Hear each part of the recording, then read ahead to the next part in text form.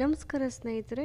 ಇವತ್ತು ನಾನು ಹೇಳಹೊರಟಿರುವಂಥ ವಿಷಯ ಈಜುಪಟು ಮೈಕೆಲ್ ಫೆಲ್ಪ್ಸ್ ಚಿನ್ನದ ಮೀನು ಎನಿಸಿಕೊಂಡಿದ್ದು ಹೇಗೆ.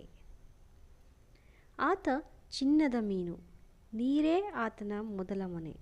ಯಾರೂ ಹಿಂದೆಂದೂ ಗೆಲ್ಲದಷ್ಟು, ಅಷ್ಟು ಸುಲಭವಾಗಿ ಮುಂದೆಯೂ ಯಾರೂ ಗೆಲ್ಲಲಾಗದಷ್ಟು ಪದಕಗಳ ರಾಶಿಯನ್ನೇ ಒಲಿಂಪಿಕ್ನಲ್ಲಿ ಗೆದ್ದಿರುವ ಈ ಈಜುಗಾರ ಅಮೆರಿಕಾದ ಮೈಕೆಲ್ ಫೆಲ್ಪ್ಸ್. ಅವರ ಸಾಧನೆಯ ಹಾದಿಯನ್ನು ನೋಡಿದರೆ ಒಂದು ಕ್ಷಣ ಎಂಥವರ ಮನಸ್ಸು ಕೂಡ ರೋಮಾಂಚನಗೊಳ್ಳುತ್ತದೆ. 1985ರಲ್ಲಿ ಅಮೆರಿಕಾದ ಬಾಲ್ಟಿಮೋರ್ನಲ್ಲಿ ಜನನ. 7ರ ವಯಸ್ಸಿಗೆ ಈಜು ಕಲಿಯಲು ಶುರು ಮಾಡಿದ ಫೆಲ್ಪ್ಸ್ 10ರ ವಯಸ್ಸು ತಲುಪುವ ವೇಳೆಗಾಗಲೇ ರಾಷ್ಟ್ರೀಯ ದಾಖಲೆ ನಿರ್ಮಿಸಿದ್ದ. 12ರ ವಯಸ್ಸಿಗೆ ತನ್ನ ವಯೋಮಾನದ ವಿಭಾಗದಲ್ಲಿ ರಾಷ್ಟ್ರೀಯ ದಾಖಲೆ ಮುರಿದ. 15ನೇ ವಯಸ್ಸಿಗೆ ಒಲಿಂಪಿಕ್ಸ್ಗೆ ಪ್ರವೇಶ ಪಡೆದ ಅಮೆರಿಕಾದ ಅತೀ ಕಿರಿಯ ಅಥ್ಲೀಟ್ ಆದ. ಡ್ರೈವಿಂಗ್ ಲೈಸೆನ್ಸ್ ಪಡೆಯುವುದಕ್ಕೂ ಮುನ್ನವೇ ಒಲಿಂಪಿಕ್ಸ್ ಪದಕಗಳನ್ನು ಪಡೆದ ವಂಡರ್ ಕಿಡ್ ಈತ. ನೋಡುತ್ತಾ ಈ ಹುಡುಗ 2004, 2008, 2012 ಹಾಗೂ 2016ರ ಒಲಿಂಪಿಕ್ಸ್ಗಳಲ್ಲಿ 28 ಪದಕಗಳನ್ನು ಗೆದ್ದ. ಹಾಗೆ ಬರೀ 28 ಪದಕ ಎಂದರೆ ಅನ್ಯಾಯವಾದೀತು. ಈಗೊಂದು ಹೋಲಿಕೆಯ ಮೂಲಕ ನೋಡೋಣ. ನಮ್ಮ ದೇಶ 24 ಒಲಿಂಪಿಕ್ಸ್ಗಳಲ್ಲಿ ಎಲ್ಲ ಕ್ರೀಡಾಪಟುಗಳು ಸೇರಿ ಗಳಿಸಿದ ಒಟ್ಟು ಪದಕಗಳು 28. ಫೆಲ್ಪ್ಸ್ ಒಬ್ಬನೇ 4 ಒಲಿಂಪಿಕ್ಸ್ಗಳಲ್ಲಿ ಗೆದ್ದ ಪದಕಗಳೂ 28. ಆದರೆ ನಮ್ಮ ದೇಶ ಗೆದ್ದದ್ದು 9 ಚಿನ್ನ, ಆತ ಗೆದ್ದಿದ್ದು 23 ಚಿನ್ನ. ಬರೀ ನಮ್ಮ ದೇಶ ಅಲ್ಲ, ಜಗತ್ತಿನ 173 ದೇಶಗಳು ಕಡಿಮೆ ಪದಕ ಗೆದ್ದಿವೆ. 2021ರ ಟೋಕಿಯೋ ಒಲಿಂಪಿಕ್ಸ್ಗಿಂತ ಮುಂಚಿನ ಅಂಕಿಅಂಶ ಇದು. ಇವ್ಯಾವ ಪದಕಗಳೂ ಫೆಲ್ಪ್ಸ್ಗೆ ಯಾರೂ ಚಿನ್ನದ ತಟ್ಟೆಯಲ್ಲಿಟ್ಟುಕೊಟ್ಟ ಪದಕಗಳಲ್ಲ. ಫೆಲ್ಪ್ಸ್ ಬದುಕು ಸಂಘರ್ಷಮಯವಾದದ್ದೇ. ಆತ 9ರ ಹರೆಯದವನಿರುವಾಗ ಆತನ ತಂದೆ ತಾಯಿ ವಿಚ್ಛೇದನ ಪಡೆದಿದ್ದರು. ಅಪ್ಪನಿಂದ ದೂರವಾದ ಮೇಲೆ ಆತ ತನ್ನ ಸಮಯವನ್ನು ಈಜುಕೊಳದಲ್ಲೇ ಕಳೆಯಲು ಶುರು ಮಾಡಿದ. ಆತನ ಬದುಕಿನಲ್ಲೂ ಏರಿಳಿತಗಳಿದ್ದವು. ಆದರೆ ಆ ಸಮಸ್ಯೆಗಳನ್ನು ನಿವಾರಿಸಲು ಆತ ತನ್ನೆದುರು ಬಹುದೊಡ್ಡ ಗುರಿಗಳನ್ನು ಇಟ್ಟುಕೊಂಡ ಮತ್ತು ಆ ಗುರಿ ತಲುಪುವ ತೀವ್ರ ಇಚ್ಛಾಶಕ್ತಿಯನ್ನು ಬೆಳೆಸಿಕೊಂಡ. ಕೋಚ್ ಬಾಬ್ ಮತ್ತು ತಾಯಿ ಡೆಬೋರಾ ಇವರಿಬ್ಬರ ಒತ್ತಾಸೆ ಜತೆಯಾಯಿತು. ತನ್ನ ಗುರಿಯಿಂದ ಒಂದಿಂಚೂ ವಿಚಲಿತನಾಗದಿರುವುದನ್ನು ಕೋಚ್ ಬಾಬ್ ಹೇಳಿಕೊಟ್ಟರು. ಕಿವಿಗೆ ಇಯರ್ಫೋನ್ ಮತ್ತು ಕಣ್ಣಿಗೆ ಗಾಗಲ್ಸ್ ಹಾಕಿ ತನ್ನ ಲೇನ್ನಲ್ಲಿ ಪೂರ್ಣ ಏಕಾಗ್ರತೆಯಿಂದ ಈಜುವುದನ್ನು ಫೆಲ್ಪ್ಸ್ ಅಭ್ಯಾಸ ಮಾಡಿದ. ಶಾಲೆಗೆ ಹೋಗುವಾಗಲೇ 2004ರ ಒಲಿಂಪಿಕ್ಸ್ನಲ್ಲಿ ಭಾಗವಹಿಸಿ ಪದಕ ಗಳಿಸಿದ. ನಂತರ ಫೆಲ್ಪ್ಸ್ 2008ರ ಬೀಜಿಂಗ್ ಒಲಿಂಪಿಕ್ಸ್ಗೆ ತಯಾರಿ ನಡೆಸಿದ. ಆಗ ಆತನ ಮನಸ್ಸಿನಲ್ಲಿದ್ದ ಗುರಿ ಒಂದೇ: ಮಾರ್ಕ್ ಸ್ಲೆಡ್ಜ್ ದಾಖಲೆ ಮುರಿಯುವುದು. 1972ರಲ್ಲಿ ಆಸ್ಟ್ರೇಲಿಯಾದ ಮಾರ್ಕ್ ಈಜಿನಲ್ಲಿ ಒಂದೇ ಒಲಿಂಪಿಕ್ಸ್ನಲ್ಲಿ 7 ಚಿನ್ನದ ಪದಕ ಗೆದ್ದು ವಿಶ್ವ ದಾಖಲೆ ನಿರ್ಮಿಸಿದ್ದ. ಆ ದಾಖಲೆಯನ್ನು ಯಾರೂ ಮುರಿಯಲಾರರು ಎಂದೇ ಎಲ್ಲರೂ ಅಂದುಕೊಂಡಿದ್ದರು. ಆದರೆ 15ರ ಹರೆಯದ ಫೆಲ್ಪ್ಸ್ ತಾನು ಆ ದಾಖಲೆ ಮುರಿಯುತ್ತೇನೆಂದು ಹೇಳಿದ. ಜತೆಗಾರ ಸ್ಪರ್ಧಿಗಳೆಲ್ಲ ತಮಾಷೆ ಮಾಡಿದರು. ಟೀಕೆಗಳಿಗೆ ಫೆಲ್ಪ್ಸ್ ಎಂದಿಗೂ ಉತ್ತರ ಕೊಡುತ್ತಿರಲಿಲ್ಲ. ಅವರ ತಮಾಷೆ ಫೆಲ್ಪ್ಸ್ಗೆ ಇಂಧನದಂತೆ ಕೆಲಸ ಮಾಡುತ್ತಿತ್ತು. ಆತ ತನ್ನ ಪೂರ್ತಿ ಶ್ರಮವನ್ನು ಈಜುವುದರಲ್ಲಿ ವ್ಯಯಿಸಿದ. ಮಾರ್ಕ್ 4 ವರ್ಷಗಳ ಕಾಲ ಪ್ರತಿದಿನ 8 ಗಂಟೆ ಈಜಿನ ಅಭ್ಯಾಸ ಮಾಡುತ್ತಿದ್ದರೆ, ಫೆಲ್ಪ್ಸ್ ಪ್ರತಿದಿನ 12 ಗಂಟೆಗಳ ಕಾಲ ಅಭ್ಯಸಿಸಲು ಶುರು ಮಾಡಿದ. ದಿನಕ್ಕೆ 15 ಕಿಲೋಮೀಟರ್ ಈಜುತ್ತಿದ್ದ ಆತ ಬದ್ಧತೆ ಹೇಗಿರಬಹುದು?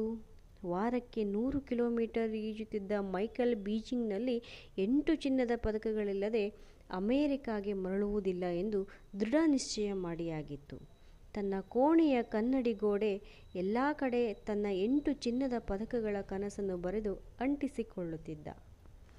ಆತ ಹೀಗೆ ಕಠಿಣ ಪರಿಶ್ರಮದಲ್ಲಿ ತೊಡಗಿರುವಾಗ ಒಂದು ದುರ್ಘಟನೆ ನಡೆಯಿತು.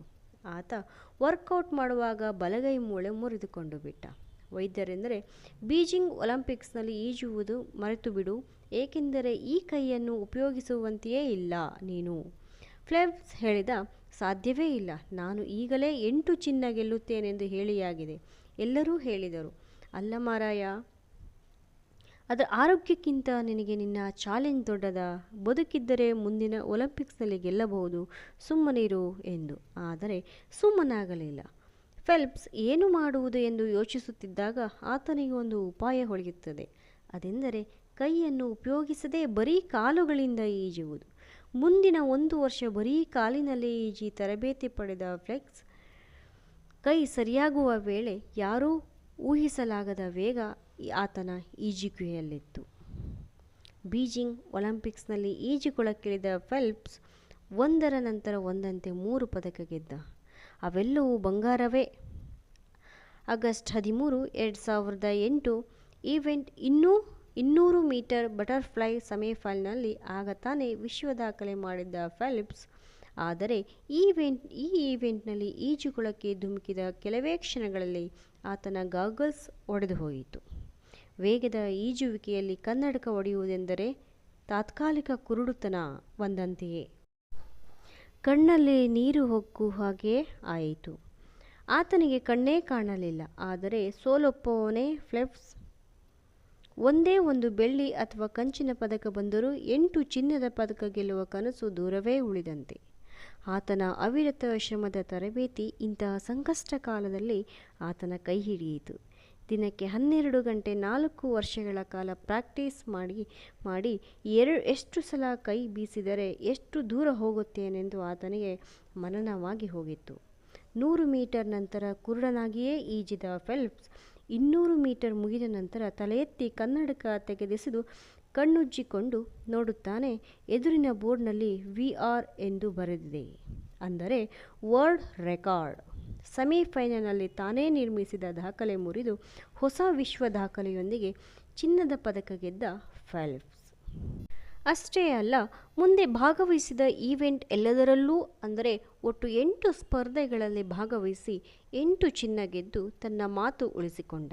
ಜಗತ್ತೇ ಕಣ್ಣರಳಿಸಿ ನೋಡುವಂತೆ ಮಾಡಿದ. ಆತ ದೊಡ್ಡ ದೊಡ್ಡ ಕನಸು ಕಾಣುತ್ತಿದ್ದ. ಅಷ್ಟೇ ಅಲ್ಲ, ಅವನು ಸಾಕಾರಗೊಳಿಸಿಕೊಳ್ಳಲು ಅಷ್ಟೇ ದೊಡ್ಡ ಪ್ರಯತ್ನ ಪಡುತ್ತಿದ್ದ.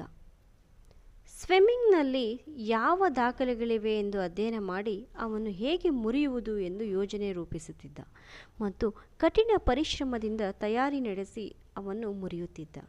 ಮತ್ತೆ ತಾನು ಮಾಡಿದ ದಾಖಲೆಯನ್ನು ತಾನೇ ಮುರಿಯುತ್ತಿದ್ದ. ತಾನೇ ದಾಖಲೆ ಮಾಡುವುದು, ತಾನೇ ಮುರಿಯುವುದು ಆತನಿಗೆ ಸಾಮಾನ್ಯ ಸಂಗತಿಯಾಗಿ ಹೋಗಿತ್ತು. ವಿಶ್ವ ದಾಖಲೆ ಮಾಡಿಬಿಟ್ಟ. ಜಗತ್ತಿನ 5ನೇ ಅತೀ ಶ್ರೀಮಂತ ಆಟಗಾರನಾದ ಫೆಲ್ಪ್ಸ್ ಬದುಕು ಕೊಂಚ ಹಳಿ ತಪ್ಪಿದ್ದು ಇತ್ತು. ಮತ್ತಿನಲ್ಲಿ ಚಾಲನೆ ನಡೆಸಿದ ಅಪರಾಧಕ್ಕೆ 2 ಸಲ ಜೈಲಿಗೆ ಹೋಗಿ ಬಂದ. ಡ್ರಗ್ಸ್ ಸೇವಿಸಿ ಸಿಕ್ಕಿಹಾಕಿಕೊಂಡ. 6 ತಿಂಗಳು ಸ್ವಿಮ್ಮಿಂಗ್ನಿಂದ ಹೊರಹಾಕಲ್ಪಟ್ಟ. ಆದರೆ ತಪ್ಪು ಮಾಡುವುದು ಮನುಷ್ಯನ ಸಹಜ, ಆದರೆ ಅದನ್ನು ತಿದ್ದಿಕೊಂಡು ನಡೆಯುವುದು ಸಾಧನೆ. ತನ್ನ ಬದುಕು ಅಂಧಪತನದತ್ತ ಹೋಗುತ್ತಿದೆ ಎಂದಾಗ ಫೆಲ್ಪ್ಸ್ ಎಚ್ಚೆತ್ತುಕೊಂಡ. ಮತ್ತೆ ತಾಯಿ ಹಾಗೂ ಕೋಚ್ ನೆರವಿಗೆ ಬಂದರು. 2012ರಲ್ಲಿ ನಿವೃತ್ತಿ ಘೋಷಿಸಿದ ಫೆಲ್ಪ್ಸ್ 2014ರಲ್ಲಿ ಮತ್ತೆ ಕಣಕ್ಕಿಳಿದ. 2016ರ ರಿಯೋ ಒಲಿಂಪಿಕ್ಸ್ನಲ್ಲಿ ಮತ್ತೆ 5 ಚಿನ್ನ ಗೆದ್ದು ಒಟ್ಟು 23 ಚಿನ್ನ, 3 ಬೆಳ್ಳಿ, 2 ಕಂಚು ಸೇರಿದಂತೆ 28 ಪದಕ ಗೆದ್ದು ನಂಬಲಸಾಧ್ಯವಾದ ಸಾಧನೆಗೈದ. ಮೈಕಲ್ ಫೆಲ್ಪ್ಸ್ ಫೌಂಡೇಶನ್ ಮೂಲಕ ಎಳೆಯರ ಸ್ವಿಮ್ಮಿಂಗ್ ಕನಸುಗಳಿಗೆ ಬಣ್ಣ ತುಂಬುತ್ತಿರುವ ಈ ಚಾಂಪಿಯನ್ನರ ಚಾಂಪಿಯನ್ ತನಗೆ ಬರುವ ಆದಾಯದ ಸಿಂಹಪಾಲನ್ನು ಅದಕ್ಕೆ ವಹಿಸುತ್ತಿರುವುದು ಚಾಂಪಿಯನ್ನರ ಗುಣವೇ.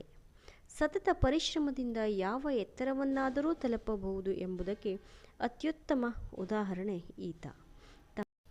ನಮ್ಮ ಜೀವಿತಾವಧಿಯಲ್ಲೇ ಈ ಅಪೂರ್ವ ಕ್ರೀಡಾಪಟುವನ್ನು ನಮ್ಮ ನಡುವೆ ಹೊಂದಿರುವುದು ನಮ್ಮೆಲ್ಲರ ಅದೃಷ್ಟ. ಈ ವಿಡಿಯೋ ನೋಡಿದ್ದಕ್ಕಾಗಿ, ಕೇಳಿದ್ದಕ್ಕಾಗಿ ಧನ್ಯವಾದಗಳು. ಹೆಚ್ಚಿನ ವಿಡಿಯೋಗಳಿಗಾಗಿ ಈ ಚಾನಲನ್ನು ಸಬ್ಸ್ಕ್ರೈಬ್ ಮಾಡಿ, ಲೈಕ್ ಮಾಡಿ, ಶೇರ್ ಮಾಡಿ.